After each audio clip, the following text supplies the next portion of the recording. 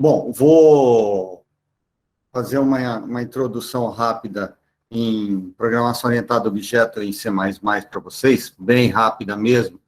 Vou omitir um monte de detalhes, só para a gente ter uma ideia, porque o objetivo da aula de hoje é entender o início de STL. O STL é o Standard Template Library, que é uma biblioteca que a gente tem que ajuda a gente no desenvolvimento de alguns programas. Então, assim, eu imagino que vocês já viram lista simplesmente encadeada, por exemplo. Imagina se você precisa de uma lista no seu programa. Então, você teria que fazer a lista para daí usar. Bom, o Standard Template Library, que a gente chama de STL, ele já tem essa lista implementada, basta a gente saber e usar, tá bom? Então, essa é a ideia da apresentação que vai ser feita agora. Primeiro, falar rapidamente sobre programação orientada a objeto. Assim, é impossível falar tudo que eu tenho que falar em duas transparências, tá? Então, mesmo assim, vamos lá. Eu vou fazer a apresentação do início na programação orientada a objeto. Deixa eu apagar isso aqui antes que alguém tenha toque. Bom, são só duas transparências, tá? E nelas eu salpiquei um monte de coisa aqui em negrito para a gente ter uma ideia. Porque a gente não precisa saber tudo de orientação a objeto em C++ para poder usar STL. Então, estou tentando colocar o mínimo necessário. Bom, todo mundo aqui conhece C, então conhece o struct. Programação orientada a objeto se baseia em classes. Classes é uma espécie do struct que, além de campos, como eu tenho aqui RI, eu tenho também funções. Então, eu criei aqui uma função attrib, recebendo dois parâmetros, eu coloquei underline aqui para diferenciar. A qualquer momento que vocês precisarem, tiverem alguma dúvida, vocês falam, porque eu não estou vendo, tá, o chat. Então, no caso aqui, eu tenho underline R, underline I, que são os meus dois parâmetros, e eles estão sendo atribuídos para R e para I. Bom, isso aqui tudo agora está dentro da estrutura, né? Diferentemente da estrutura que a gente tem em C++ a gente pode incluir funções. Isso chama classe. Bom, eu vou agora usar essa classe complexo que eu declarei aqui, então a gente usa, diferente também do C, né? A gente tem que fazer ou typedef, ou escrever aqui struct complexo. No C++ ficou mais simples, basta usar o nome da classe que está na frente do struct, bom, basta usar diretamente, está aqui a utilização, a declaração da variável. Essa variável, então, é uma estrutura como essa, né? Tem todos os campos aqui, o campo RI, e tem também a função. Então, agora vou executar aqui a função.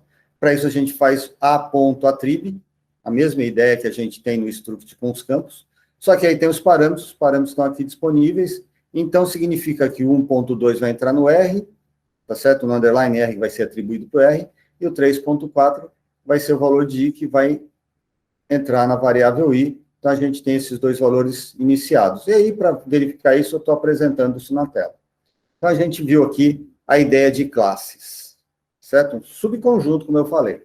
Bom, agora aqui tem uma função especial que a gente pode colocar dentro de uma struct, né?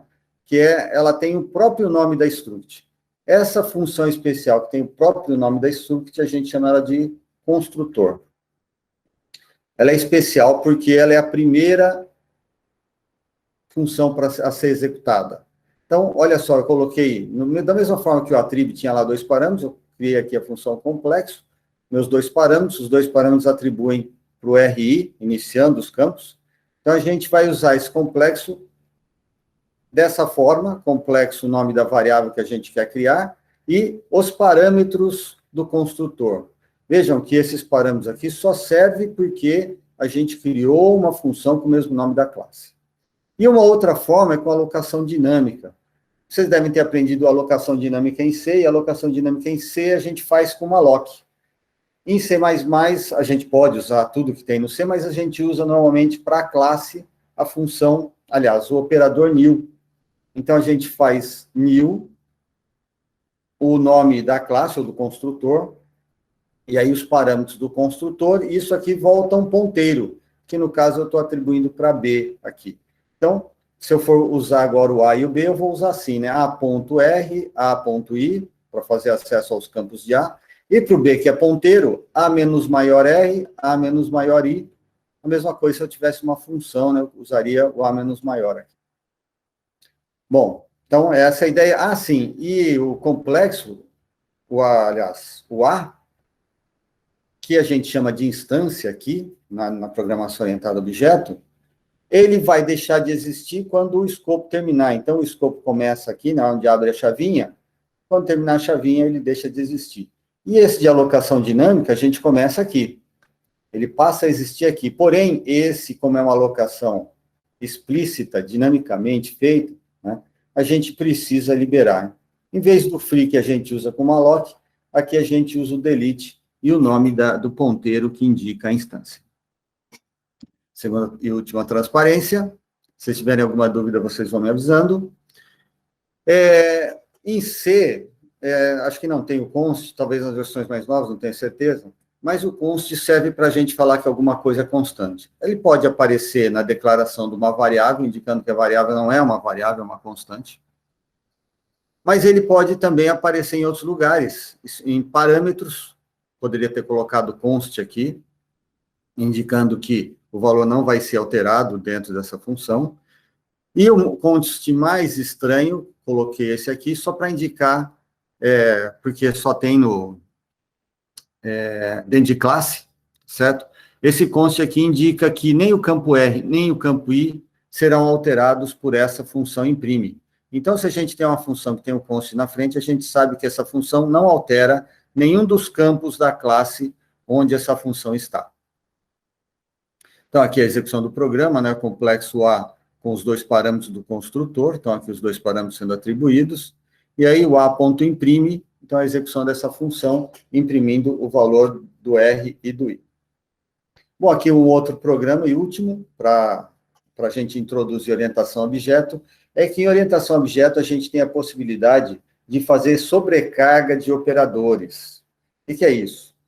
Bom, vocês conhecem um monte de operadores, tenho mais, tenho menos, tenho maior igual, menor igual, tenho dividido igual. Todos esses operadores podem ser sobrecarregados. O que significa isso? Significa que eu posso escrever ele como se fosse uma função para funcionar de uma forma específica para aquele tipo que eu acabei de criar. Por exemplo, aqui, meu tipo complexo novamente, e eu estou falando que o meu operador mais igual, então eu estou falando que o meu operador mais igual vai ter um comportamento específico para número complexo. O que significa, então? Significa que, se tiver complexo, aí a classe onde eu estou, do lado esquerdo, e se tiver complexo do lado direito, representado por esse cara aqui, a gente vai ter esse operador sendo chamado, essa função sendo chamada. Vejam que tem cara de uma função, né? Operator mais igual, se eu tivesse aqui uma função f, ia ser uma função. Você fala, mas tem const que você colocou, tem comercial. Se você ignorar isso, que serve também para qualquer função, a gente tem aqui uma função comum, só que não é uma função, é um operador especial que a gente está declarando para quando a gente tiver complexo do lado esquerdo e complexo como parâmetro. Complexo do lado esquerdo do operador, porque a gente está dentro da classe, e complexo do lado direito, porque ele está no parâmetro dessa função operator mais igual. Bom, essa função operator mais igual, ela devolve um número complexo. Ignorem, por enquanto, o e-comercial aqui, tá? Então, ele devolve um número complexo. Então, vejam, eu criei aqui um número complexo A, usei o construtor para atribuir valores, um complexo B, novamente para atribuir valores, e aí eu quero usar um mais igual. Vejam, eu vou querer fazer o A, que é do tipo complexo, mais igual ao B. Bom, isso aqui não funcionaria, a menos que eu tivesse sobrecarregado, aliás, a menos que eu sobrecarregue o operador mais igual, que é o que está sendo feito aqui. Então, com essa indicação aqui, ó, com essa linha, ele vai identificar que do lado esquerdo é o número complexo, é o que está na classe aqui. Do lado direito tem o número complexo, é o que tem aqui. Então, ele vai operar o A com o B, como se a estrutura que gerou essa instância A, gerou essa variável aqui, é a variável que a gente tem os campos dessa estrutura no momento. O que eu quero dizer é o seguinte, essa função está operando como se ela estivesse dentro do A. Então, ela vai pegar o A, representado pela letra R aqui, né, o campo R do A, e vai somar com o C.R, que é o parâmetro, que é o B, porque está à direita do igual. Então, aqui o lado esquerdo é a própria classe, o lado direito, o campo. Então, aí, essa operação vai ser feita fazendo com que o R seja o R, né, porque é mais igual aqui, esse é o mais igual, é o que vocês já conhecem, que opera float. Então, o float R mais igual o float C.R do lado direito. E o I? A mesma coisa, o I, ele também é float, mais igual C.float, lembrando que o C é o parâmetro que está aqui. Bom, o que significa esse e-comercial aqui? O e-comercial é uma passagem por referência. Você pode usar o asterisco, como você faz lá no C, mas o C++ tem a possibilidade de uma passagem por referência muito mais interessante, muito mais discreta, porque você não precisa trabalhar como ponteiro aqui dentro. E nem no momento da chamada, você também não precisa indicar qualquer coisa específica. É uma chamada, uma passagem por referência mais simples de se usar. Ah, mas por que você usa isso? Porque aqui eu estou usando o complexo B do lado direito do operador. O lado direito do operador é representado por esse parâmetro. Se eu não colocasse o e-comercial que representa a referência, a hora que eu passasse esse B para cá, ele ia criar uma nova estrutura complexa, uma cópia de B, mas uma nova totalmente diferente. E eu não queria criar uma totalmente diferente, não, aliás, totalmente igual, né? Porque apesar de ser outra instância, ela tem os mesmos parâmetros, 1.2 no R e 1.4 no I. Fazendo com e-comercial, a gente tem aqui uma referência, então vai passar como se fosse um ponteiro de B entrando aqui, e aí a própria variável B, que eu poderia, inclusive, alterar. Bom, para que serve o const? Para indicar que eu não vou alterar. Você fala assim, pô, você fala que você vai usar o e-comercial para não alterar, para permitir a alteração, e aí você usa o const para não alterar, isso é um contrassenso. Não, não é. A gente passa por referência quando a gente não quer criar uma nova estrutura. Eu não quero criar um novo complexo, uma cópia do complexo aqui dentro, uma cópia nova. Eu quero usar aquela instância de B que já existe, para não alocar mais memória, para não ter gastos. Então, eu passo a referência aqui, tá certo? O ponteiro faz isso, né? Quando a gente passa o ponteiro, numa passagem de referência em C, a gente está passando a referência, não está passando uma nova cópia daquela estrutura. É o que eu quero fazer aqui, eu não quero uma nova cópia da estrutura. Eu quero que o B entre aqui com um nome diferente só, mas continua sendo B. A memória usada para guardar R e o I vai continuar sendo a memória do B. E aí, então isso é o e-comercial, e o const serve para indicar, para quem olhar esse operador e entender, opa, esse campo aqui, aliás, esse parâmetro que está sendo passado por referência, não vai sofrer alteração. Então, é uma forma que a gente tem para economizar espaço, mas para não sofrer alteração. E aqui a gente tem essa operação mais igual. Vocês devem saber que todos os operadores em C retornam valores. Acho que eu precisaria abrir um editor aqui, só para comentar uma coisa. Opa, vou abrir o Dini, que é o meu editor de preferência. Vamos abrir um arquivo novo aqui, só para vocês terem uma ideia. Em C, a gente pode fazer assim, né?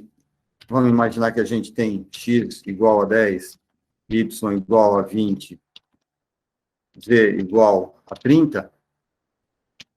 A gente pode fazer assim, né? X recebe y mais igual a z. O que acontece? Bom, ele vai fazer a operação disso aqui, vai resultar na soma do 20 mais 30, então isso aqui vale 30, e o 30 é atribuído para o x. E a gente pode ter vários operadores misturados aqui, lembrando que mesmo os operadores de atribuição retornam valores. E aqui, opa, desculpe, como eu queria fazer isso aqui perfeitinho, como isso aqui também deve retornar um valor que vai ser uma instância de complexo, eu falei que ele ia retornar a referência de um resultado. Ou a própria instância, o próprio A. Então, para eu devolver o próprio A, eu vou fazer a operação e vou devolver a referência do A nisso aqui, tá certo? E aí, para indicar aqui a própria referência, eu vou usar o asterisco this. Isso aqui também é muito ligado à orientação objeto. Isso aqui representa uma referência à instância que a gente tem aqui. Quando a gente estiver trabalhando com A, o this representa o A, sem precisar saber que a instância chama A aqui. Quando eu estiver usando a instância B, o this representa o B, sem saber que a gente está usando a instância de B aqui. Tá certo?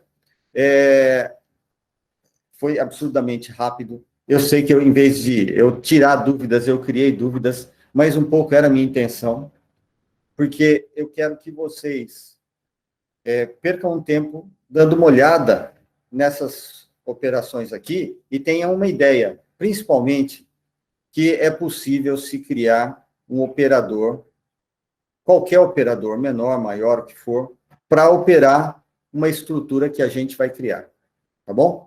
Aí, mas o que será que é esse this? Dá uma estudadinha lá, lê um pouco sobre C++, vocês vão entender o que é o this. Vê como é que se sobrecarrega qualquer operador. Sobrecarregar é usar um operador que já existe para fazer uma operação de inteiros ou de reais, e aí a gente está sobrecarregando para fazer uma operação em cima de uma classe. Inclusive, existe uma classe complex que já está pronta no C++, muito boa, caso vocês se deparem com um problema que use tipo complexo. E aí vocês podem usar o complexo, ele já faz todas as operações, inclusive seno hiperbólico de número complexo, tem lá, tá certo? Eu não imagino como é que se faz um cálculo desse, mas existe em STL, eu não sei se está em STL, mas tem no C, um tipo complexo que vocês podem fazer include complexo e fazer operações com números complexos, com todas as operações. Você vai conseguir somar, subtrair, multiplicar, tudo usando só o símbolo. Isso é impossível fazer no C, mas é uma opção que a gente tem no C++. Bom, aí acaba esse conjunto rapidésimo de transparência, orientação, orientado a objeto, e aí a gente vai falar sobre strings. Por que o F5 não funcionou? Porque eu preciso sair daqui primeiro. Agora estamos apresentando aqui. Ótimo. Bom, eu achei lá um cara na internet que fazia uns exemplos, eu peguei e adaptei aqui para fazer uma apresentação rápida de string. Vocês podem fazer todos os problemas que vocês quiserem usando aquela string terminada com nulo que a gente aprende em C. Mas o C++ oferece um tipo string muito mais simples da gente usar. Para usar esse tipo, a gente faz um include de string, ou daquele C++ 11 que vocês costumam incluir, que inclui tudo, e faz lá, né, using namespace std, para que o espaço de nomes, que é outra coisa que o C++ tem, que eu não falei, possa ser utilizado. Bom, e qual a vantagem de usar essa string em relação àquela terminada por nulo? Bom, primeiro é que ela tem todo um conjunto de facilidades, e as maiores facilidades estão na sobrecarga de operadores e nas funções que essa classe string carrega. É um struct, igual eu mostrei agora há pouco.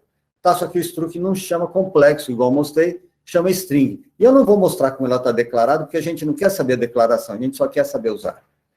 Então, a gente tem aqui, ó, na iniciação, várias formas de iniciar uma string.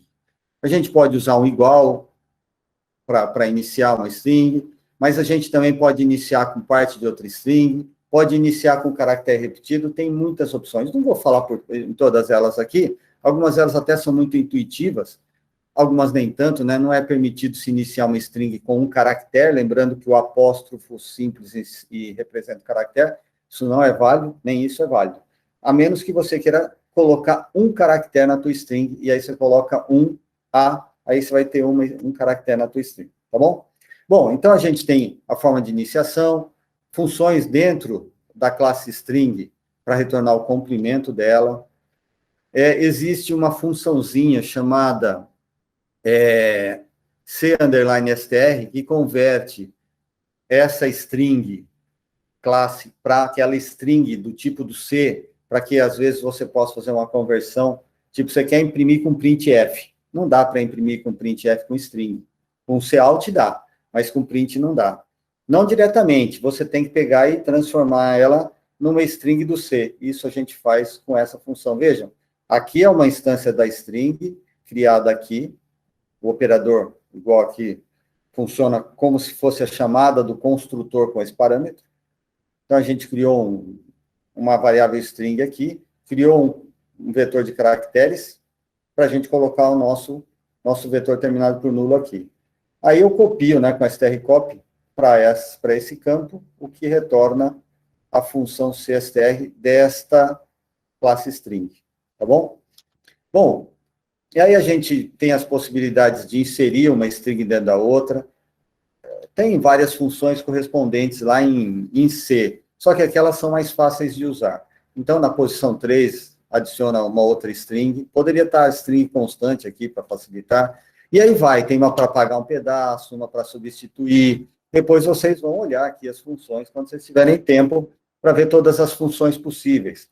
Tem uma que você, essa aqui é legal, tem uma para você encontrar uma string no começo ou no fim, ou a primeira substring que você quer procurar no começo, ou a primeira no fim. Então, vejam um exemplo aqui como é que funciona.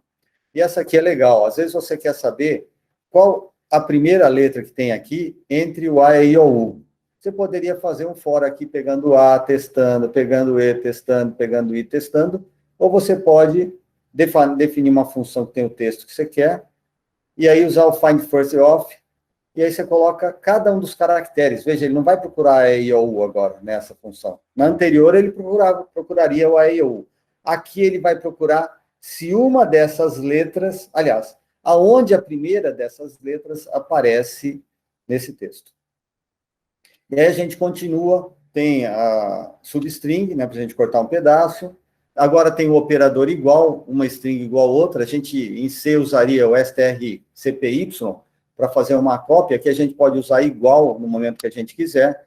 Pode somar duas strings sem usar o strcat, a gente só soma uma string mais outra string, ele retorna uma terceira string.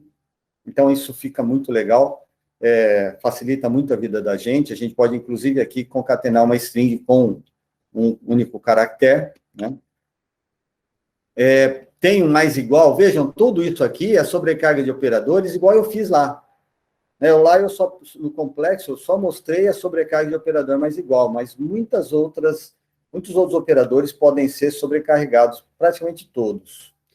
E aí vem o pulo do gato, que em vez da gente usar strcmp para fazer comparação de duas strings no C, a gente usa os operadores menor, igual. Isso facilita muito, especialmente porque essa string já tem uma ordem que a gente define como natural. Quando eu colocar caracteres em duas strings e eu quiser comparar uma com a outra, a gente sabe que já tem um operador aqui que representa a ordem natural, tanto maior, menor, maior, igual que seja, ele já representa a ordem natural, que é a ordem alfabética. Então, a gente tem aí uma ordem alfabética de comparação. Muito bem, então isso é importante, porque lá no STL, quando a gente vier usando algumas funções que guardam várias strings, o operador menor, que é importante, já vai estar declarado. Então, a gente não usa mais aquelas funções do C para trabalhar com essa string. A string já tem, como eu falei, sobrecarregado todos os operadores que a gente vai precisar usar, inclusive o operador colchete. Ele está sobrecarregado, que quando a gente colocar um índice aqui, ele vai retornar o caractere ou uma referência por onde você pode atribuir o caractere para a posição. Está sobrecarregado o operador menor, para a gente fazer cout e cin também, para ler. Cuidado que eu tenho a impressão aqui que ele vai ler palavra por palavra, separado por espaços. E aí acabou string. Foi rápido, hein? Mas depois vocês olham lá, cada uma das funções, porque o objetivo não era mostrar as funções, que vocês podem ver facilmente como elas funcionam nesse próprio conjunto de transparências. O meu objetivo era, sim, falar agora das rotinas que armazenam sequências de elementos, que é aí que mora a dificuldade no nos problemas que a gente tem nas competições. O que acontece é que, normalmente, a gente tem vetores, matrizes, né? E a gente precisa operar esses vetores e matrizes da forma mais simples possível e mais rápida possível. E aí sim entra o STL, que vai ajudar a gente oferecendo recursos para que a gente consiga trabalhar de uma forma simples com essas estruturas. Então, vamos lá. Então, até agora foi a introdução, beleza? E aqui já tem introdução de novo. O que o STL tem? Tem container. Container, assim, é um vetor, uma lista, isso está tudo pronto lá. A gente só precisa chamar as rotinas de inserir, de consultar, e a coisa vai funcionando para a gente, sem a gente precisar escrever essas rotinas, tá certo? Tem iterator, que é um esquema para que a gente consiga caminhar nesses elementos que estão nesses containers, e alguns algoritmos. Esses algoritmos são esquemas para a gente procurar um elemento no vetor, ou imprimir todos os elementos do vetor, ou fazer alguma operação só se um elemento do vetor tiver assim, ou ordenar os elementos, ou parte dos elementos do vetor, e assim por diante. E esses containers aqui, na verdade, os iterators, os algoritmos, podem operar em cima de qualquer tipo. O que eu quero dizer com qualquer tipo pode ser float, pode ser uma estrutura, pode ser o que você conseguir imaginar, vai dar para você usar com STL. Vamos tentar entender isso. Com um pouco de exemplo daqui a pouco. Primeira coisa, os containers. Então, a gente tem os containers sequenciais, que são vetor. Vetor é um array, tá certo? Tipo aquele que você define em C com colchetes. O list é uma lista duplamente encadeada. Então, eu não sei se vocês já aprenderam lista, se não aprenderam, é uma espécie de vetor, só que com algumas facilidades para inserir no meio, no fim, no começo, tá certo? Vetor é bom só para inserir no fim, né? Quando a gente tem um array e a gente quer inserir no fim, é só a gente ir colocando lá no fim do vetor, ele não precisa fazer nada. Se a gente quiser inserir no início de um vetor, a gente precisa deslocar todo mundo para frente para colocar o nosso elemento no espaço que sobrar no primeiro elemento do vetor. É muito chato. Mesma coisa se a gente estiver no meio, né? Então, o vetor é ruim para inserir no meio e no início. Então, a gente evita vetor. Mas lista é bom para inserir no meio e no início. Então, a gente usa a lista quando a gente quer inserir muito. Tá? Aí, o dequeue. O dequeue é um vector que tem duas entradas. Você tem facilidade para inserir no começo e você tem facilidade para inserir no fim. Esses containers sequenciais, que são esses três, basicamente, eles têm alguns adaptadores que usam eles para fazer fila, para fazer pilha e para fazer fila com prioridade. Bom, fila é igual aquela fila que tem no banco, né? O primeiro elemento que entra na fila vai ser o primeiro elemento que sai da fila. Então, você pode, num determinado momento, ter vários elementos nessa fila, mas você sabe que o primeiro que entrou é o primeiro que vai sair. A pilha, o último que entrou é o primeiro que vai sair. Tipo, se você empilhar vários livros, para você, com uma mão só, pegar um livro, você vai pegar o de cima. Então, a pilha tem esse comportamento. O último que você colocar, então, se você colocar um elemento na pilha, daí você coloca um outro, e o outro, o primeiro que você vai pegar é o último que você colocou. E se você tirar ele, você vai poder pegar o segundo, e depois você vai pegar o primeiro, então a ordem fica reversa.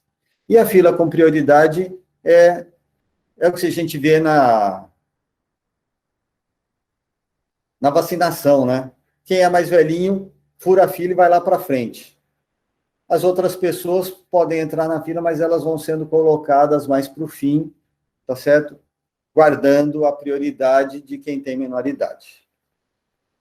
E os elementos associativos, é assunto da próxima aula, a gente vai ver a gente vai falar na próxima aula sobre os associativos, tá bom? Não vamos perder tempo agora não, porque eu vou falar isso na próxima aula mesmo. Aí tem alguns elementos, já deu para perceber com o que eu falei, que eles são sobrepostos nas finalidades. Se o vetor armazena vários dados e a lista armazena uma lista de dados, os dois servem para armazenar vários dados. Bom, e como é que eu escolho um ou o outro? Aí a gente vê a complexidade de cada um deles para a operação que a gente quer. Então, eu coloquei uma tabela aqui enorme. Putz, esqueci de testar se esse link está funcionando, tá? Espero que sim. Mas essa tabela aqui representa a dificuldade que a gente tem para fazer uma operação em cada uma dessas estruturas aqui. Tá? Então, eu tenho list e tenho, por exemplo, vector. Ah, eu quero inserir no início, ou quero inserir no meio. Bom, no início aqui não tem específico, porque inserir no início ou no meio dá no mesmo. O list, ele diz aqui que a complexidade é C. O que significa a dificuldade de inserir CC? Significa que é a complexidade mais simples para a gente inserir. Quem está acostumado com OD 1, né, não está vendo OD 1 aqui, não está entendendo, mas é que é um tempo constante amortizado. O que é isso? É assim, nesses elementos, nessas estruturas que a gente tem aqui, conforme você for inserindo novos elementos, imagina que a gente tem um espaço para 10 elementos. Você vai inserindo os elementos, quando não tiver mais espaço, ele aloca mais 10 elementos para você inserir até 20. Quando você tiver 20 elementos, ele aloca mais 20, ele vai dobrando o tamanho para a gente armazenar mais 20. Quando você chegar nos 40, ele aloca mais 40, para a gente inserir 80. Quando você inserir 80, ele aloca mais 80, vai a 160. E aí, ele não tem perda no momento da alocação ou das operações feitas. Então, ele coloca aqui que é um tipo de complexidade, não é OD 1, mas é praticamente OD 1, porque ele é amortizado. Então, se a gente for inserir numa lista, eu não estou nem pensando como é que essa lista, apesar de eu saber que ela é duplamente encadeada, eu não quero nem saber como ela está sendo feita. Eu sei que ela funciona quando eu preciso, e se eu quiser inserir nessa lista, tem complexidade C, que é a mais baixa, a mais barata. E o vetor? Bom, o vetor, ele tem complexidade C, se eu inserir lá no fim. Senão, ele tem complexidade N. Então, ele já é mais complexo, é mais difícil, porque se a gente tiver 1 milhão de elementos no vetor, ele vai precisar mover 1 milhão de elementos para a gente poder inserir um novo. Procurar é N, porque ele vai olhar todos, porque a gente não sabe que se essa estrutura está ordenada ou não. Então, procurar na lista ou procurar no vetor dá no mesmo. Tá certo? E aí a gente tem toda uma tabela para a gente escolher qual container a gente vai usar para resolver um problema que a gente tem. Tá bom? Então, se vocês não sabem ainda a complexidade, uma olhadinha em complexidade vai facilitar vocês entenderem como é que funcionam essas 4 últimas colunas aqui, que são as mais importantes. Aqui tem o operador abre fecha colchete, que a gente vai falar dele aqui, e o iterator, que a gente vai falar dele mais tarde, sem falar de complexidade, mas aqui está dizendo se ele tem, e se ele tem, qual é a complexidade que o operador oferece, ou o iterador, o tipo de operação que o iterator pode realizar. Bom, vamos lá. Depois vocês vão entender aqui porque a gente não tem só um tipo. Isso aqui é o tipo, né? Aqui ele armazena um tipo T qualquer. Nesses outros que são associativos, tem 2 tipos, mas só na aula passada que a gente vai falar. Então, a gente vai tratar nesses que armazena um único tipo aqui, tirando o slist. Bom, primeiro que a gente usa é o vector. Vocês já devem ter deparado num problema que é assim, eu vou usar array no meu programa. Quantos elementos eu vou ter? Eu não sei se eu defino com 100, se eu defino com 1000, se eu defino com 1 milhão. Se a gente usa vector, a gente não tem essa preocupação, porque o vector ele vai crescendo à medida que você vai inserindo no fim. Então, você vai inserindo no fim, quando ele chegar nos primeiros 10 elementos, que ele já tem memória alocada, ele joga aquela memória fora e aloca 20, espaço para 20 elementos. E aí, quando você ocupar esses 20, ele aloca para 40, igualzinho eu falei da complexidade amortizada. Tá? Aí, para a gente indicar qual é o tipo que a gente quer, a gente usa template. O template a gente faz usando o nome da classe que a gente quer, menor, o tipo que a gente quer, maior. Então, isso aqui representa o tipo que esse vetor vai armazenar. É uma classe que foi feita já preparada para ter esse comportamento de template. Tá? Então, ela recebe isso aqui, ela usa esse tipo para definir todos os elementos que vão ser armazenados nela. E como eu falei, é como um array, né? É um vetor. Então, eu posso ir adicionando elementos. Então, eu fiz lá pushback 1.3, pushback 9.8. Essa função pushback, ela já está declarada dentro do vetor e ela permite a gente ir inserindo elementos no vetor. Então, olha lá, inserir primeiro 1.23 no vetor, depois 9.87, depois 6.45. Então, são os 3 elementos que eu imprimi aqui, que eu inseri no vetor, usando essas funções. E agora que eu vou mostrar os vetores só para a gente ver se inseriu mesmo. Vejam que eu posso usar o operador abre e fecha colchete. Ele está sobrecarregado dentro do vector.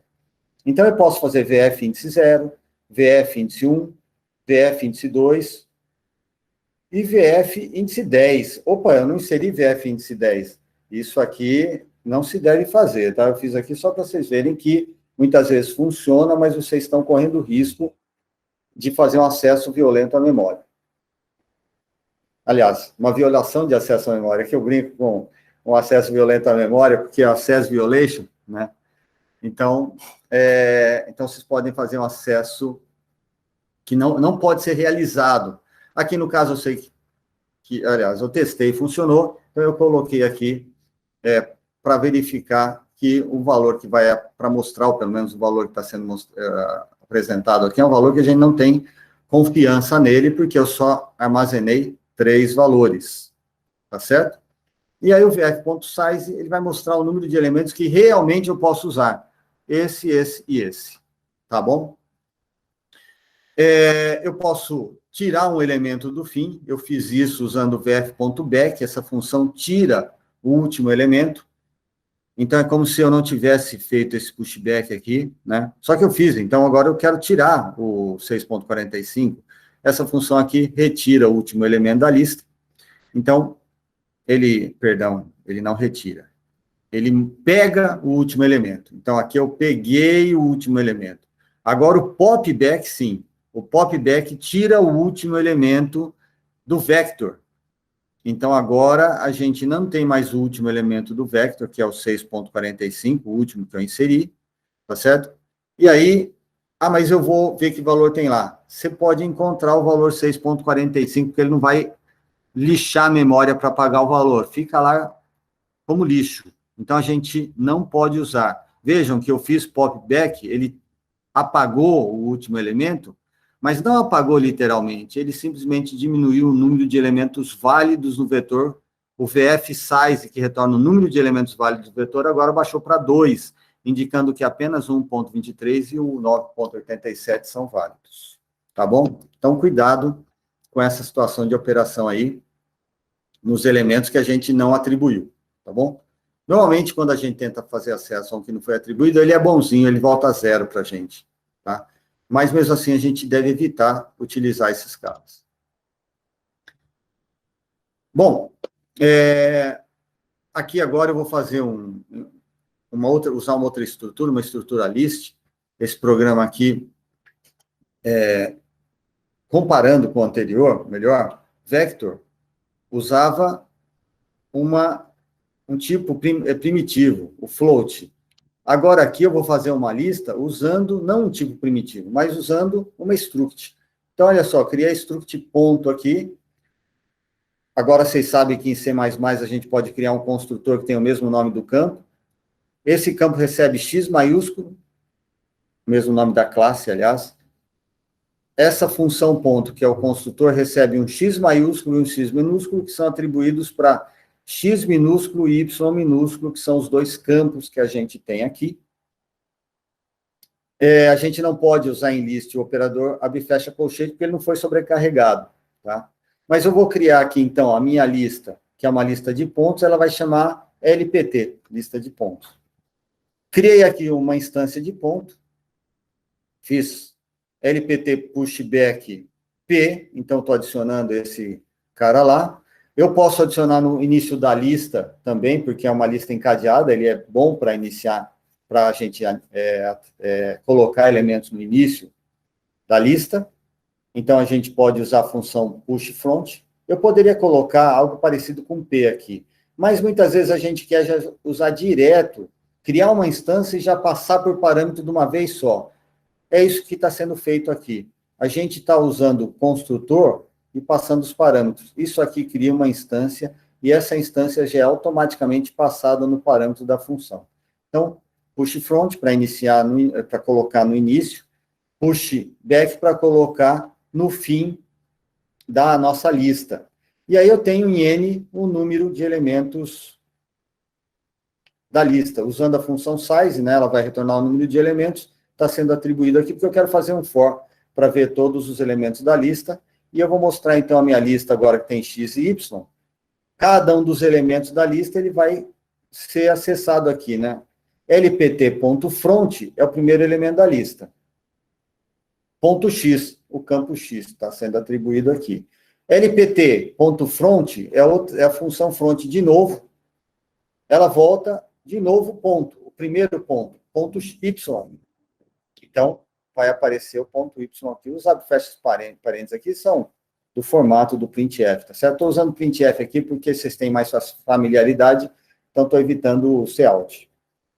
Mas aí, eu peguei, imprimi os elementos da frente, né, do início da nossa lista, e aí eu fiz pop front apagando esse elemento. E aí a gente volta para o for, e agora o que está no front da lista é o segundo elemento, que eu apaguei o primeiro, e aí a gente vai pegando cada um dos elementos e imprimindo os elementos aqui. Então, é possível passar por todos esses elementos. Eu poderia só caminhar pela lista, mas no caso aqui eu queria ir tirando os elementos à medida que eu fosse mostrando, tá bom? Depois a gente fala como caminhar pela lista, é um outro momento. Bom, aí a gente tem uma ideia de ordenação. Bom, a minha lista pode ser ordenada dentro da classe lista, da struct lista, tem uma função sort preparada para ordenar lista encadeada. Eu não sei qual a dificuldade, nunca pensei em fazer uma ordenação numa lista encadeada, mas a gente já tem essa função pronta. Só que, para ordenar uma lista, a gente precisa ter a minha estrutura, ou, aliás, o tipo da lista, né, o tipo que a gente colocou aqui, ou então a minha estrutura ponto, ela precisa ter uma ordem indicada. Para a gente indicar a ordem, a gente tem duas formas. Uma forma com uma função que recebe um elemento da lista, outro elemento da lista, e retorna verdadeiro ou falso de acordo com a ideia que você tiver. Veja, uma estrutura que tem ponto XY. Quando uma é maior que a outra, imagina que eu tenho duas variáveis do tipo ponto. Como que eu comparo duas variáveis com x e y? Eu posso achar que é o quadrado do y mais o quadrado do x, a raiz quadrada, que eu penso que é um vetor, né, uma distância vetorial. Eu posso pensar que a soma de x mais y, quem fez a estrutura ponto, ela deve conhecer como é que essa orientação deve funcionar. Então, ela também cria essa função ordem aqui, ó, que retorna verdadeiro ou falso, quando um elemento ponto é comparado com outro elemento ponto. Vejam que tem o e-comercial aqui, porque é uma passagem por referência. Poderia até ter colocado const aqui, não muda nada. Porque eu não estou alterando os elementos aqui. Bom, mas aí, ó, para que eu estou usando essa função ordem? Olha só, eu estou passando a função ordem aqui no parâmetro do sort. Então, ele vai receber essa função, e aí ele vai usar essa função para ordenar. Sempre que ele quiser comparar dois elementos da minha lista, ele chama essa função ordem, passa o elemento aqui e o outro elemento aqui que ele quer comparar e vê se dá menor ou não. E aí ele compara esses elementos. Tá certo? Só tem o comparador menor. O igual, ele pode fazer ou porque não é menor, né, trocando os dois elementos aqui, ou olhando todos os campos de dados que estão dentro aqui, vendo se eles são comparáveis. Só que isso não serve para quando a gente usa campos. Então, ele vai testar se é menor, e para testar se é maior, ele vai inverter o P1 com o P2, né? Logicamente, aqui dentro dessa função sort. Mas, de qualquer forma, isso aqui indica que quem vai ordenar os elementos agora aqui vai considerar apenas o campo X. Se eu quisesse fazer alguma outra coisa mais sofisticada, essa minha função ordem deveria estar indicada com essa complicação para que a gente colocasse os elementos aqui. E aí, da mesma forma que eu mostrei anteriormente, estou mostrando os elementos agora e a gente vê que os elementos estão em ordem.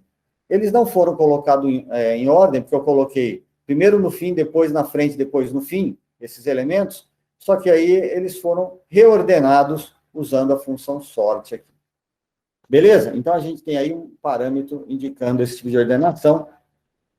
É possível sobrecarregar o operador menor, a string já tem esse operador sobrecarregado, e se eu quiser sobrecarregar o ponto, coloquei esse operador dentro da função da classe ponto, e aí a gente tem, então, esse operador podendo ser usado para comparar. O lado esquerdo não tem nada, que é o próprio x, o lado direito é o parâmetro.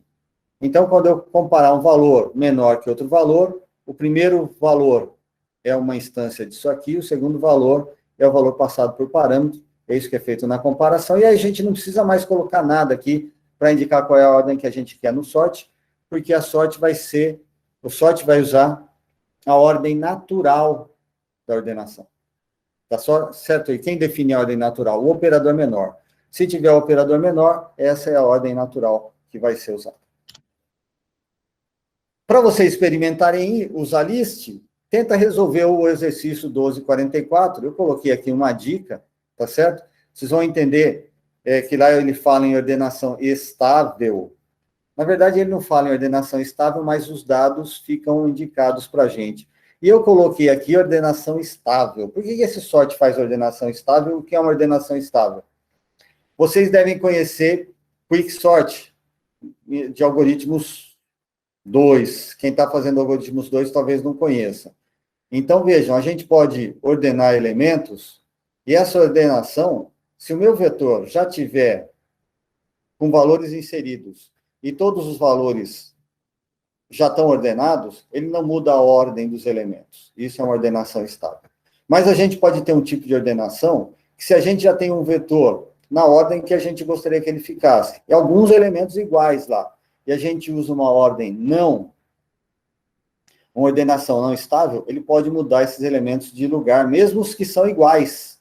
Os iguais não deveriam mudar e ele pode tentar mudar. Vai manter a ordem? Vai manter a ordem. Porém, você não garante que os elementos que eram iguais, que já poderiam estar ordenados, vão ficar naquela ordem inicial. Então, vejam, se a gente tem uns elementos chegando lá na nossa lista, e alguns têm a mesma característica de ordem, esses elementos que estão...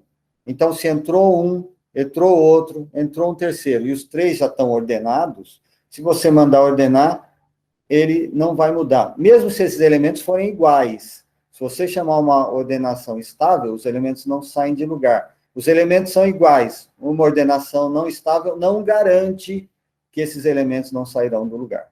Tá certo? Então, essa é a ideia de uma ordenação estável.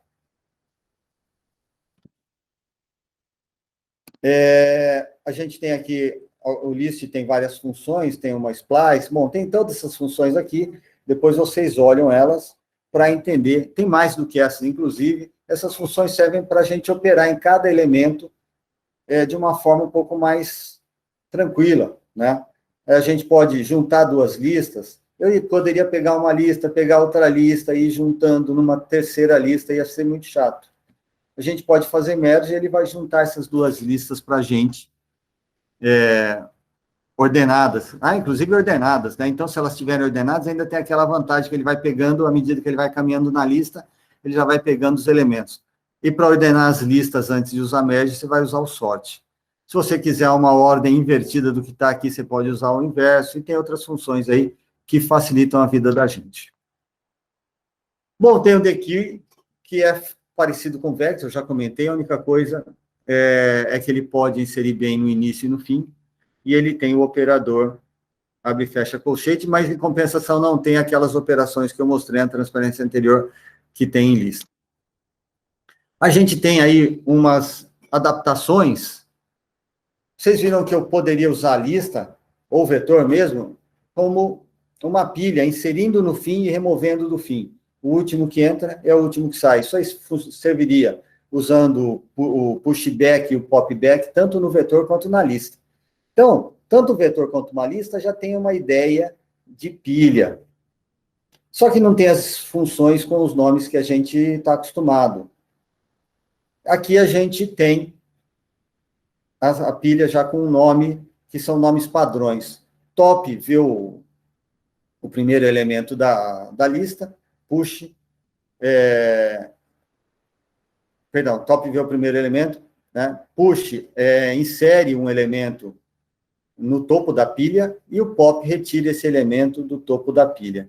Empty, para a gente ver se a pilha está vazia, volta verdadeiro ou falso, e size, para a gente ver quantos elementos tem na pilha. Tem um problema, plugin no Codeforces, que usa a pilha e que a gente pode tentar usar o Stackchar para facilitar nosso trabalho para a resolução desse problema. Depois vocês experimentem fazer isso aí com pilha. Tem fila, né, que é como eu falei, aquela fila do banco, né, o primeiro que entra na fila é o primeiro que vai ser atendido. Então, a gente pode ter uma pessoa, não foi atendida ainda, chega outros 9, e a gente, nesse momento, tem 10 pessoas na fila. A primeira pessoa que vai ser atendida é a primeira que chegou, a segunda vai ser a segunda que chegou, e assim por diante. E aí, a gente tem essas funções aqui para inserir, para inserir e remover no primeiro e último elemento da fila, e tem esse aqui para a gente consultar o primeiro elemento e consultar o último da fila. Essa consulta não remove os elementos, tá? Só consulta. Eu tenho um exemplo aqui, usando fila. Eu criei aqui pessoa, para a gente ter uma ideia aí, de um exemplo com pessoa, como imaginando uma brincadeira como se fosse o banco, né? E aí, vamos imaginar que o banco tem uma preocupação sobre salário, por exemplo, com você, né? Então, eu coloquei salário aqui, nome e salário. É tudo que o banco precisa, por exemplo. E aí, eu criei meu construtor que recebe o nome e o salário. Eu estou usando aqui não string, mas eu estou usando uma cadeia de caracteres terminada por nulo, que algumas pessoas têm mais facilidade. Então, usei o strcopy, atribuindo o nome para o dis.nome, lembrando que o dis serve para indicar a instância que eu estou atualmente. Então, é só para que o nome do parâmetro possa atribuir para o nome do campo. E aí, salário recebe sal, então eu tenho aqui a minha lista, meu elemento de cada elemento que vai ser introduzido, não na lista, sim, mas sim numa fila. Então, eu fiz uma fila de pessoas. A gente vai ter nessa fila várias estruturas como essa, várias instâncias, melhor dizendo, dessa estrutura. No caso aqui, eu inseri na estrutura René, Maria e José, e os valores de salário, o professor ganha pouco, por isso que tem um valor menor aqui. E aí, inserir na fila, a gente faz com a função push. Só que push vai inserir pessoa. Então, eu crio uma instância de pessoa com o primeiro campo nome, que vai ser copiado para o campo nome aqui, e o segundo valor 10, que é o valor do salário, que vai ser atribuído para o campo salário, que é o campo dessa estrutura. E aí, eu posso olhar a minha fila e removendo os elementos da fila. Então, enquanto a fila não estiver vazia, eu vou pegar o front, né? Vejam, fila.front, pega o primeiro elemento da fila, ponto nome, então só o campo nome que eu tenho interesse, vou imprimir no formato S. E aí pop que retira o primeiro elemento, esse que foi mostrado.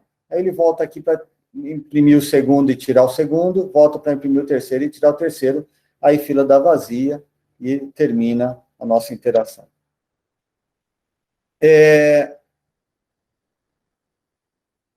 Eu estou colocando aqui um critério de prioridade, né? Porque eu estou pensando o seguinte: todo banco gosta de quem ganha mais. Então, o banco vai atender quem ganha mais a partir de agora, tá certo? Então, o banco precisa saber qual é o salário que a pessoa ganha para conseguir não só ordenar pela chegada, mas ordenar pelo valor do salário. Salários maiores vão ser atendidos primeiro. Então, vejam, eu criei aqui a minha estrutura pessoa e criei o operador menor aqui, que quando tiver à esquerda uma instância com valor de salário e à direita do operador menor, a gente tiver uma outra instância com outro salário, a diferença desses dois valores aqui, vai retornar verdadeiro ou falso se o primeiro for menor que o segundo. Se a pessoa que estiver do lado esquerdo do menor for menor do que a que está do lado direito do símbolo menor. Então, voltando lá no meu DIN, o que eu quero dizer é se eu declarar assim, pessoa P1, P2, já tem o construtor aqui, né? Então, aqui é René,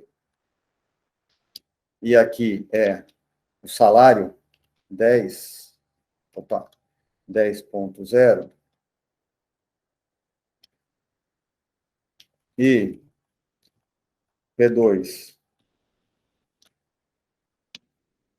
tiver um salário 20 aqui, não importa o nome que tiver aqui, René ou não, qualquer nome, porque o nome não está sendo considerado na igualdade que tem aqui. Então, se no meio do seu código você fizer P1 menor que P2, para fazer um teste, né, if, por exemplo, if, P1 menor que P2, aí você vai fazer a operação, o que ele vai fazer? Ele vai chamar esse operador. Ele quer que do lado esquerdo do operador, que representa a própria instância, que é a instância P1, o campo sal seja menor que o que está no P2. O P2 é o campo, é o segundo, P2 é o segundo campo aqui. Então, é o P. Infelizmente, eu usei P para os dois, mas P1 é o da esquerda, P2 é o da direita. P1 é a própria classe, P2 é a instância representada por P aqui. E aí, se isso aqui for satisfeito, que no caso aqui é exatamente o que vai acontecer, vai dar verdadeiro, a condição vai ser realizada, e aí, então, a ordenação vai acontecer. Vejam, aqui não é uma fila comum, faltou eu frisar isso, né? Aqui é uma fila com prioridade. Então, o banco tem prioridade agora, na minha ideia aqui, em quem tem salários maiores. Ele vai fazer o teste, toda vez que eu der push para colocar na minha fila, ele vai fazer teste. Qual é o salário maior? Opa, o salário maior é 80, põe a Maria na frente do Pedro. Aí, a hora que eu for inserir o José, ele vai ver que o 50 é menor do que o da Maria, mas é maior do que o do Pedro. Então, ele vai colocar entre os dois. Então, à medida que você vai fazendo push numa fila de prioridade, ele vai ordenando pela ordem que você indicar aqui pelo operador menor. Tá bom?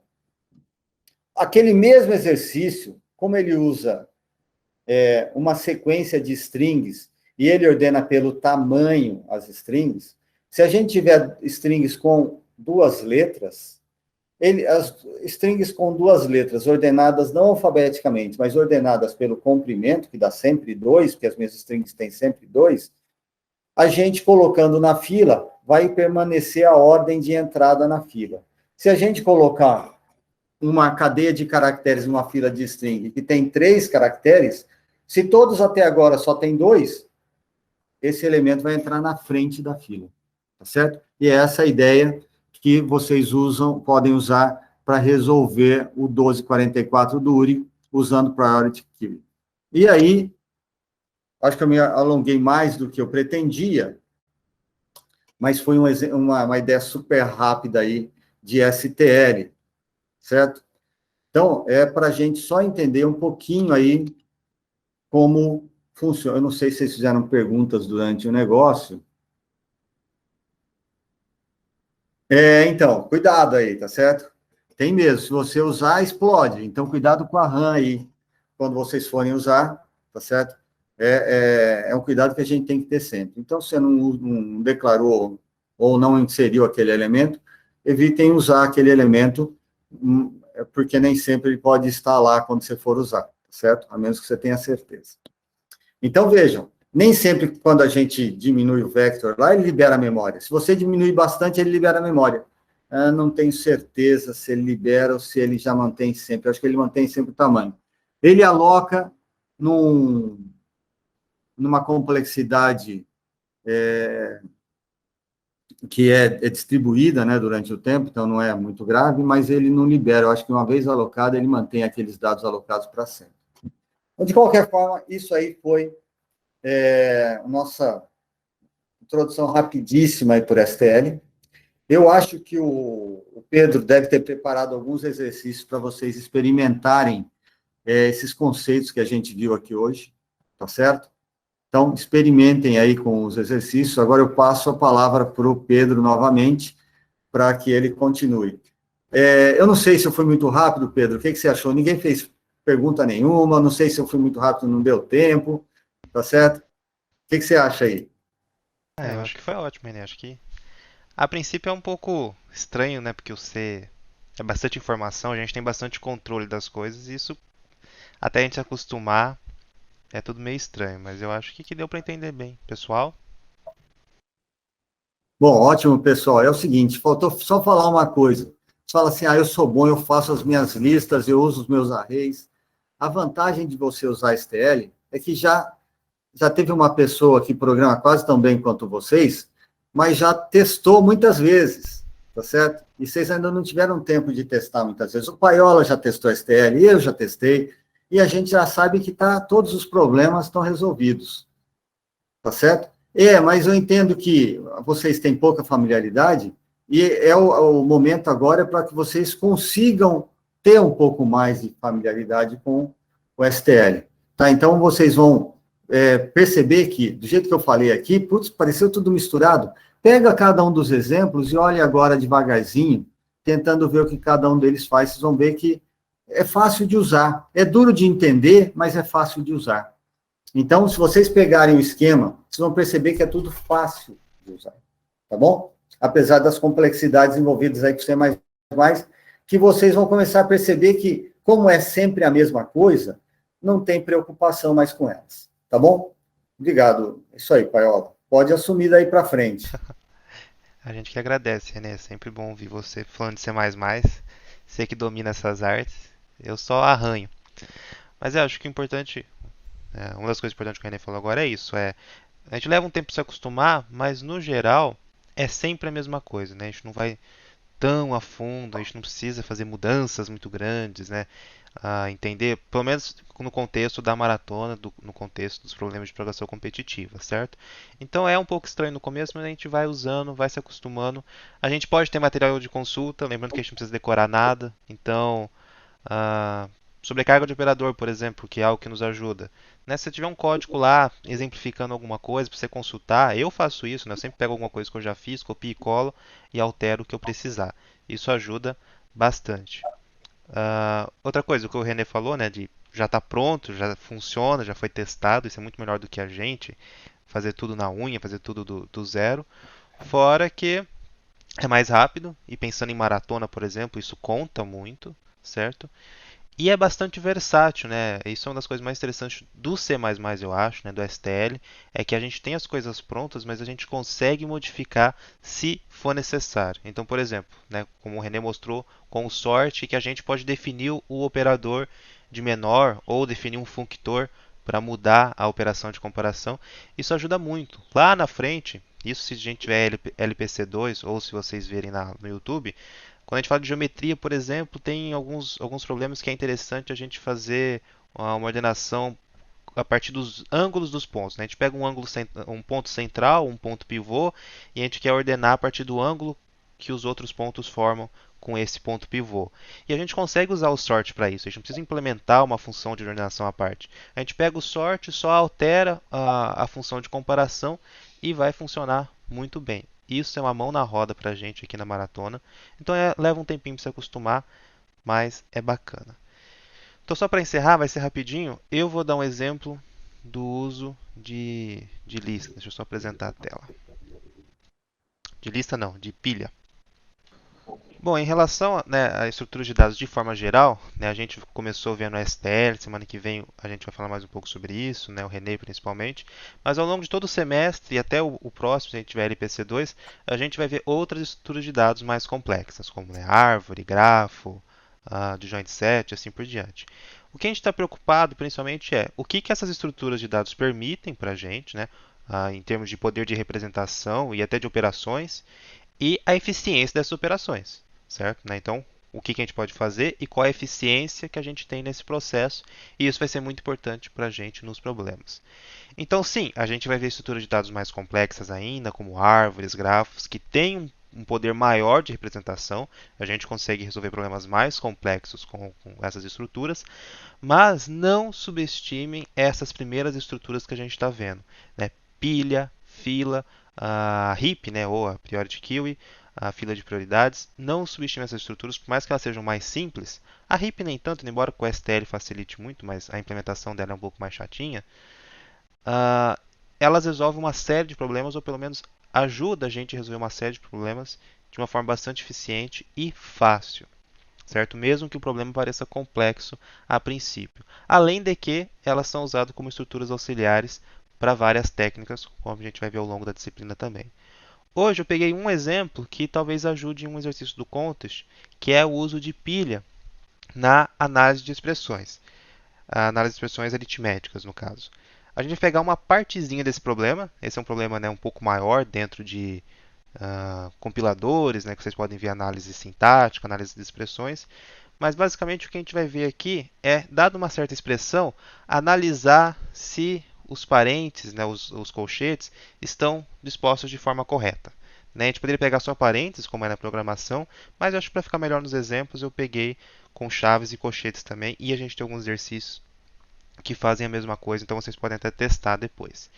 Então a gente vai chamar esses delimitadores, né, parênteses, chaves e colchetes de brackets. Eu não encontrei um termo apropriado em português que englobe todos eles, se alguém souber me diga. E dois brackets são considerados um par se a gente tem um bracket de abertura à esquerda e depois um de fechamento à direita. Né? E dou ali 3 exemplos com cada um dos tipos. E uma certa expressão, aritmética, lógica, seja o que for, ela é bem definida ou balanceada se atende pelo menos uma das seguintes propriedades. Ela é uma cadeia de caracteres vazia, ou ela é formada por uma cadeia bem definida envolvida por brackets, ou seja, a gente tem uma expressão S que é balanceada, e se ela é balanceada, então as cadeias abre parênteses S, fecha parênteses, abre colchete S, fecha colchete, e a mesma coisa com chave, também são balanceadas, né? É intuitivo. Ou se ela é formada pela concatenação de duas cadeias balanceadas. Então, portanto, se x e y são balanceadas, x e y também o é. Então veja que eu estou só formalizando aquilo que é intuitivo. Né? A gente olha para uma cadeia, para uma expressão, a gente consegue dizer se ela está correta ou não, né? Se os parênteses, os colchetes estão corretos ou não. A gente só está formalizando isso. E aqui dou alguns exemplos. Veja que eu estou usando só colchete, só parênteses, mas a gente poderia ter expressões aí no meio sem nenhum problema, é que a gente não está analisando essa parte nesse momento. Então, se a gente tem uma expressão qualquer, a gente pode só ignorar ou apagar operadores do meio, operandos, e ficar só com a parte dos colchetes. A gente está olhando só para isso agora. Ver se os brackets, né, se os parênteses estão balanceados. E aqui tem vários exemplos de expressões balanceadas e expressões não balanceadas. Né? Aqui, por exemplo, porque eu abri parênteses, mas fechei colchete, então eu troquei o delimitador, isso não vale.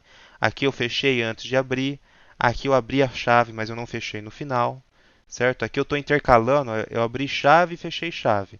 Mas antes de eu abrir colchete, não fechei ele, eu fechei só depois. Essa intercalação não é válida, claro. Pensar em soluções para isso, né, vocês poderiam até tentar pensar em uma solução que não envolva pilha, que é o que a gente vai ver agora, talvez não seja tão fácil, certo? A gente pode até pensar em algumas soluções ingênuas, mas que vão falhar em algum momento. Enquanto que usando pilha, a gente consegue chegar a uma solução bastante simples e eficiente, que é o que a gente vai ver agora. Então, né, qual que é o nosso problema? Dado uma expressão qualquer, formada apenas por brackets, como a gente determina se ela é balanceada ou não? A gente vai resolver isso usando uma pilha de apoio. Qual que vai ser o processo? A gente vai percorrer a expressão toda, da esquerda para a direita, e nesse processo, o que a gente vai fazer? Se o caractere que a gente está olhando atualmente é um bracket de abertura, a gente vai empilhar esse bracket na nossa pilha, ok? Se não, né, se ele é um caractere de fechamento, a gente vai ter que olhar se ele corresponde ao último bracket da pilha. Ou seja, se a última coisa que eu fiz foi abrir um parênteses e agora eu achei um bracket de fechamento, ele tem que ser um parênteses também. Se for, a gente desempilha aquele parênteses de abertura. Quer dizer, eu já fechei aquele parênteses que eu tinha aberto, então eu já liquidei esse problema. Eu vou para o próximo da pilha se tiver. Caso contrário, a expressão não está balanceada. Por quê? Eu abri um bracket e fechei outro. Né? Abri parênteses e fechei colchete, por exemplo. Então, nesse caso, eu retorno falso aqui, já dou erro, alguma coisa do tipo. Por outro lado, se a gente... uma coisa que eu não falei aqui é se a pilha estiver vazia. Esqueci de colocar aqui dentro desse pseudo, dessa descrição narrativa. Se a pilha estiver vazia, também a expressão não está balanceada, porque eu fechei um bracket, mas eu não tinha aberto ele. Né? Eu fechei a chave e nunca tinha aberto a chave. Então, isso é um problema. Ou, por fim, a gente termina de percorrer a expressão, só que a pilha ainda tem algum elemento. Isso quer dizer que algum bracket não foi fechado. Eu tinha aberto parênteses, por exemplo, só que eu não fechei ele. Eu acabei a expressão, já terminei ela toda, e ainda tem elementos na pilha. Vamos ver alguns exemplos, né, caso não tenha ficado muito claro. Então, imagine que a gente tem essa expressão. Né, se vocês olharem, a gente já consegue dizer de antemão que ela está balanceada, mas vamos ver como seria a execução desse algoritmo. Primeiro, a gente tem um bracket de abertura, ok? Então, a gente vai empilhar ele. Agora, a gente tem outro bracket de abertura, né, que é o abre colchete. A gente empilha, abre parênteses, empilha também. Agora sim, eu tenho um de fechamento. Então, o que eu faço? Eu olho para o topo da pilha. O topo da pilha é um abre parênteses, né? Se eu achei um fecha parênteses, eu estou procurando um abre parênteses. É um abre parênteses. Então eu posso desempilhar. Eu elimino aquele símbolo da pilha.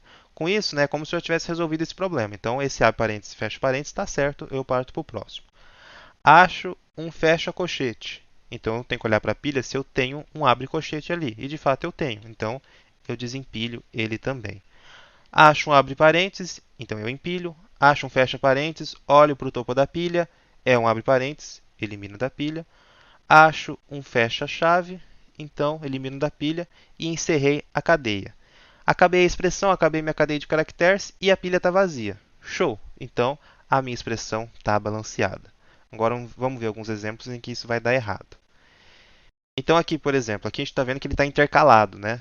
Por isso que eu falo que às vezes um algoritmo ingênuo pode ter problema. Se eu pensar assim, se eu tenho o mesmo número de abre e fechas, então está balanceado. Né? Eu tenho um abre-chave e tenho um fecha-chave. Um abre-colchete e um fecha-colchete. Bateria, mas a gente está vendo que não está balanceado. Ou se a gente pensar naquela ideia de que o abre tem que estar na esquerda e o fecha tem que estar na direita. É válido para os dois também.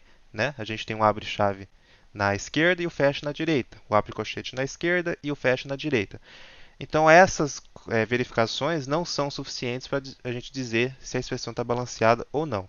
Mas vamos ver pelo algoritmo usando pilha se vai funcionar. Achei um abre-chave, então vou empilhar. Abre colchete, empilho.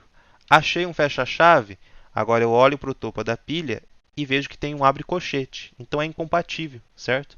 Eu achei símbolos diferentes, os brackets não correspondem. Então minha expressão não está balanceada, como de fato a gente já tinha visto. Aqui está faltando um fecha-chave, certo? Então vamos ver o que aconteceria. A gente empilha a chave, empilha o abre colchete, achou um fecha colchete, o topo da pilha de fato é um colchete, então a gente vai eliminar isso. Acabei a cadeia. Acabei a cadeia, mas a pilha não está vazia. Isso quer dizer que tem elementos que eu ainda não fechei. Né? De fato, é a chave ali. O último caso aqui é o que eu fechei, o que não tinha. Então, abre colchete, empilha. Eu coloquei chave ali, coloquei errado, tá? Perdão. Fecha colchete, olho para o topo da pilha, deveria ser um colchete ali. Então, sai da pilha. Agora eu acho um fecha colchete, só que a pilha está vazia. Se a pilha está vazia, é porque eu estou fechando alguma coisa que eu nunca abri. Então, a expressão também está desbalanceada. E a gente tem alguns exercícios que isso pode ser usado, certo? Tem um nessa semana que não é exatamente sobre isso, mas talvez essa ideia de usar pilha ajude. Eu não resolvi ele ainda, mas eu vou dar uma olhada melhor. E tem esses dois que é basicamente o mesmo problema, é essa implementação, né, da gente ter uma expressão em que essa expressão está balanceada ou não. E o que fica de desafio, que eu vou propor mais para os veteranos, né, o pessoal que já terminou a disciplina, que é esse exercício do Code Forces, que basicamente, se eu me lembro bem, a gente tem uma expressão e a gente quer determinar qual que é a maior substring balanceada. Ou seja, a gente tem uma expressão que pode não estar balanceada, mas se a gente pegar um trecho dela, vai estar. Certo? Alguns trechos dessa expressão vão estar balanceados. Eu quero saber qual que é o maior trecho que está balanceado. Então aqui fica um pouco mais divertido, fica proposto aí de desafio. né? Não é nenhum desses que está no contest dessa semana, mas fica de sugestão. Bom, então aqui a gente tem o código, né, que resolve um daqueles exercícios, não lembro qual, um dos dois primeiros, né, mas que é quase a mesma coisa. Então aqui a gente vai ter N casos, certo? Ele fala quantos casos de teste a gente vai ter. Deixa eu só diminuir aqui o terminal. Enquanto eu tenho casos, eu vou lendo a minha string, né? Eu declarei a string aqui, a gente viu hoje, né, com o René em STL, e vou criar a minha pilha de caracteres, certo? Minha pilha P. E aí eu vou percorrer a minha string. Então eu faço o forzinho para percorrer a string. E aí eu faço aquelas verificações que eu coloquei para vocês. O primeiro eu vejo se o símbolo que eu estou é um bracket de abertura, né? Então se for um abre parênteses, ou um abre colchete, ou um abre chave, eu vou empilhar aqui esse caractere. Maravilha? Se não, né, se não for nem abre parênteses, nem abre colchete, nem abre chave, é porque eu tenho um de fechamento. Lembrando que aqui, né, a gente tem garantia de que a gente só tem brackets na entrada, então não tem outro caractere estranho. Aí primeiro eu tenho que ver se tem elementos na pilha. Se a pilha estiver vazia, é um daqueles casos que dá problema porque eu tenho um fechamento de algo que nunca foi aberto. Então eu já dou um break que eu estou encerrando a minha leitura porque já vi que deu problema. Caso contrário, ou seja, eu tenho elementos na pilha. Aí eu tenho que ver se o topo da pilha corresponde ao caractere que eu encontrei. Então, se eu encontrei um abre parênteses, eu tenho que ter no topo da pilha um abre, se eu tenho um fecha parênteses, aliás, na expressão, eu tenho que ter um abre parênteses no topo da pilha. Se eu tenho um fecha colchete, eu tenho que ter um abre colchete na pilha. Mesma coisa para a chave. Em qualquer um desses casos, eu posso desempilhar meu último elemento na pilha, fechei aquele bracket, posso esquecer ele e continuo o meu processamento. Caso contrário, que é o caso em que não corresponde, então eu tenho um bracket de fechamento, eu tenho elementos na pilha, mas eles não correspondem, então eu também dou um break. Saindo desse for, eu vejo o que está acontecendo. Primeiro eu vejo se eu conseguir percorrer a string inteira. É o caso em que o i é igual ao tamanho da string. Esse é o caso que eu não terminei por um break, ele terminou porque essa condição aqui ficou falsa. O i chegou no tamanho da string. Se eu percorrer a string inteira e a minha pilha está vazia, então tudo bem, a minha expressão está válida. Caso contrário, ela não está balanceada, porque um desses problemas ocorreu durante o processamento. E é isto. Queria perguntar se você escolheu não usar o for each na string por escolha pessoal, ou você achou que é muito cedo apresentar isso ainda? Essa iteração nos caracteres da string, não usar o built-in do C++? Foi mais pessoal e também porque a gente não mostrou ainda, mas sim, poderia ter usado o for each, até porque a gente não está alterando a string nem nada, então não teria problemas, né? Você fala, pegar os caracteres diretamente, né? Para todo C dentro da string, sim, não teria problema nenhum. O pessoal está comentando, né, que pilha parece fácil, filas. São fáceis mesmo, de fato. Muitas das estruturas são fáceis. O problema sempre vai ser como aplicar isso. Nem sempre é tão óbvio, certo? Então, às vezes, você não consegue ver que naquele problema, se você usar aquela estrutura, vai resolver seu problema. Mas sim, é tranquilo, principalmente quando a gente tem o STL. O pessoal que vai ver estrutura de dados agora, o pessoal que está no segundo ano, por exemplo, aqui em Bauru, pelo menos, vai ver ED só agora, vocês vão aprender a implementar a pilha, implementar a fila. E não é difícil, mas isso pode ser um pouco mais chato. Aqui a gente não tem esse problema. A gente pega a estrutura pronta do STL e isso facilita muito. Aí a questão é só a gente ter esse feeling de quando aplicar e de quando isso ajuda a gente a resolver algum problema.